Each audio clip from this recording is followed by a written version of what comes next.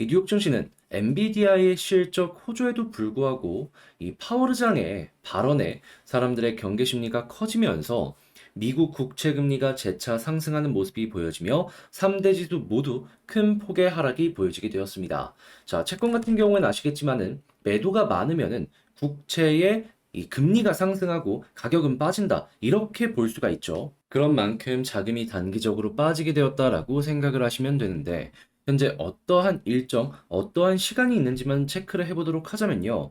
자, 일단 25일 날 파월 의장이 잭슨홀 미팅에서 연설을 진행할 예정입니다. 그런데 이제 시장에 이전과는 다르게 충격을 주지 않을 것이다라는 기대감도 형성이 되곤 있지만 전체적으로 연준 위원들의 발언을 한번 살펴보게 된다면은 매파적인 기조도 어느 정도 유지하지 않을까라는 생각을 시장에 주고 있거든요. 그랬을 때 나온 발언들을 살펴보도록 하자면 필라델피아 연은 총재는 현재로서 충분히 했기 때문에 금리 인상 더 이상 할 필요가 없다라는 식으로 발언도 했지만 자, 보스턴 연은 총재 같은 경우에는 금리 인상 필요할 수도 있다. 그리고 고금리 상당 기간 유지해야 될 수도 있다라고 발언을 했습니다. 근데 이 이외에도 금리 인상에 대해서 긍정적으로 생각을 하고 있는 연준 이사들이 생각보다 많기 때문에 이 불안 심리가 올라올 수밖에 없겠구나라고 생각을 할 수 있을 것 같습니다. 이에 통화 정책에 민감한 2년물 국채 금리는 다시 5%를 넘어섰고요. 10년물 국채 금리도 4.23%까지 상승을 하였다라고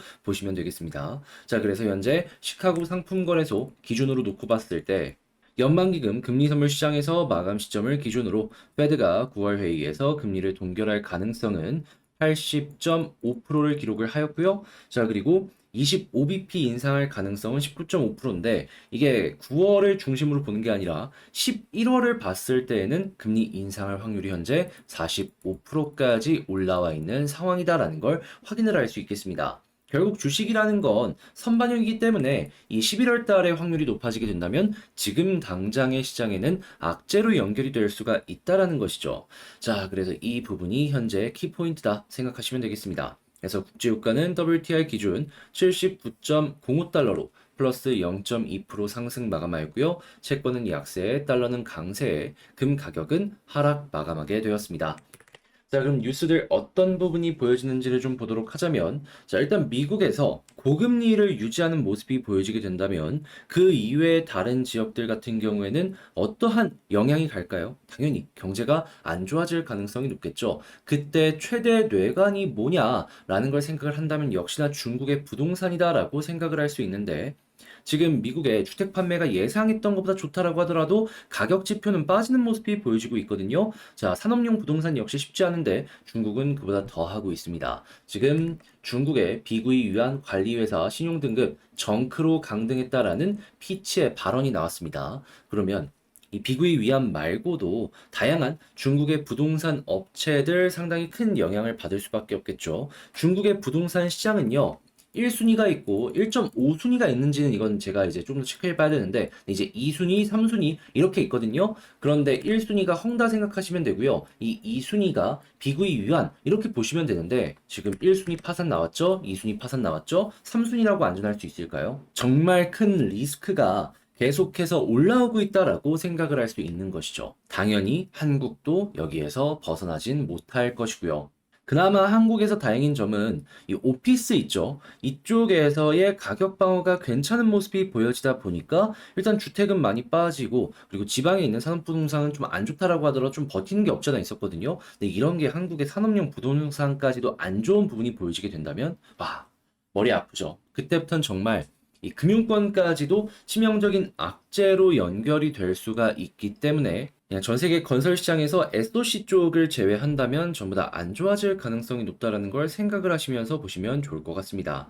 자, 그런데 이렇게 부동산이나 이런 건자재가 안 좋을 것이다라고 생각을 하면서도 좋아지는 섹터는 계속해서 올라오고 있습니다. 그 대표가 어디냐? AI. 지금 오픈 AI에서 100조 넘는 투자금을 확보를 했다라는 데 이어가지고 다양한 스타트업에서 투자금을 유치를 하면서 굉장히 빠른 성장성을 보여주려는 모습 보여주고 있죠. 자, 그런데 당연히 이렇게 투자가 진행이 되면 반도체의 수요는 올라갈 수밖에 없을 겁니다. 자, 근데 디램 매출 어떻게 되고 있다? 2분기만 하더라도 전 세계 매출의 20%가 AI 때문에 증가를 했다라고 합니다. 그래서 지금 판매 단가도 올라가는 모습이 보여주고 있고, 삼성의 반도체는 그러면 영업이익률이 올라오는 모습을 기대할 수 있겠죠. 그리고 이 흐름은 앞으로 더욱더 커지면 커질 것이지 줄어들진 않을 것이기 때문에 한동안 긍정적인 흐름은 유지가 될 것이기에 반도체 소부장까지 우리가 꼭 봐야 될 필요가 있을 것이다라고 말씀드릴 수 있겠습니다. 자, 그리고 삼성하면은 요즘에 폴더블 이쪽도 굉장히 핫하죠. 이 폴더블 부품 같은 경우에도 기술력을 굉장히 요하기 때문에 여러분들 지금 선점하고 있는 기업들 꼭 한번 보셨으면 좋겠고요. 그리고 디스플레이 같은 경우에도 저점을 찍고 살아난다라는 얘기가 많이 들려오는 만큼 OLED 소부장도 여러분들 꼭 한번 체크를 해보셨으면 좋겠습니다. 자, 그리고 셀트리온을 시작으로 다시금 바이오 쪽에서도 하나씩 하나씩 반응 오고 있는 모습들이 보여주고 있는데요.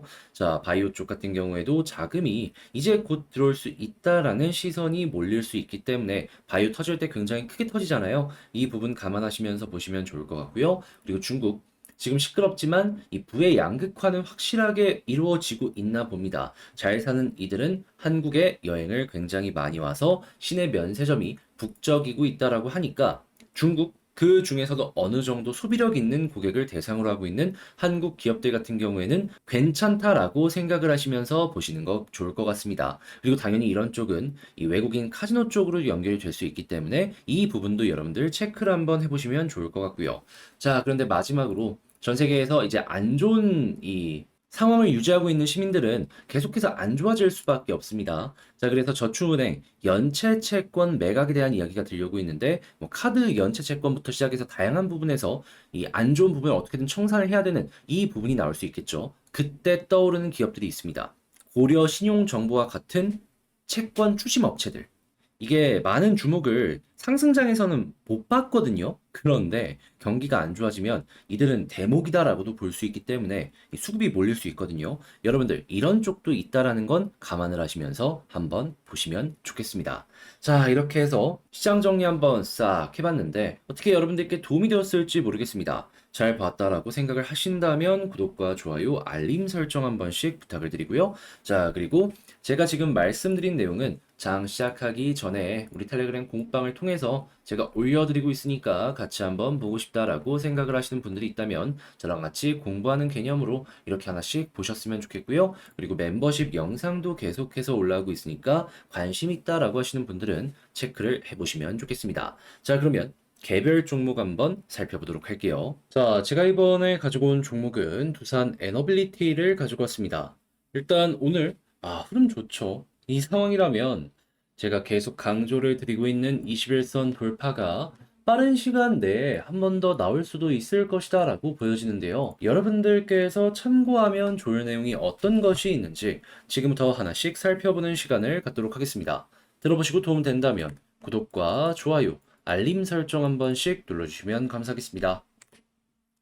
자, 일단 가장 먼저 어제 제가 소개를 해드렸던 내용이죠. 그동안 폴란드 같은 경우에는 이 미국 쪽 같은 경우에는 원전 관련해가지고 확실하게 계약이 어느 정도 진전되는 이런 모습이 보여주곤 했었는데 한국 같은 경우에는 진전을 하려고 하다가 미국의 웨스팅하우스가 소송을 걸었다 보니까 잠깐 주춤하는 이런 모습이 보여지게 되었었습니다. 그런데 폴란드 이제는 뭐 걸리는 거 없다라고 생각을 하는지 이 원전 도입 절차 개시를 진행하고 있다라는 내용 들려오고 있거든요. 자, 그래서 제가 뭐라고 말씀드렸습니까? 이 폴란드 다음에 수주를 넣으려는 국가들 같은 경우에도 폴란드의 움직임을 참고하여 가지고 움직일 가능성 높다라고 설명드렸죠. 그럼 당연히 그 다음부턴 체코, 사우디 등등등등 우리가 예상했던 것보다 기대 심리가 높아진다라고 생각을 해볼 수가 있는 겁니다. 그랬을 때 벌써 한수원 빠르게 움직이고 있죠.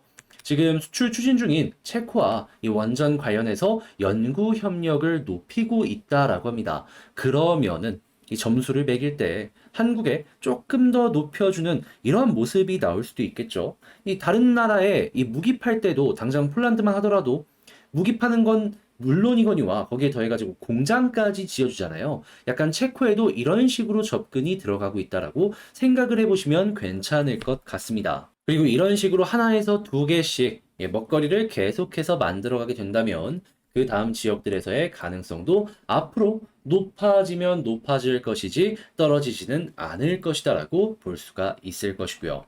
그래서 일단 지금까지는 원전 관련해서 상당히 한국의 긍정적인 내용이 많이 나왔구나. 라는 걸 참고해 보시면 될 것 같고, 자, 이런 상황에서 수급과 차트를 하나씩 살펴보도록 하자면, 수급, 너무 좋죠.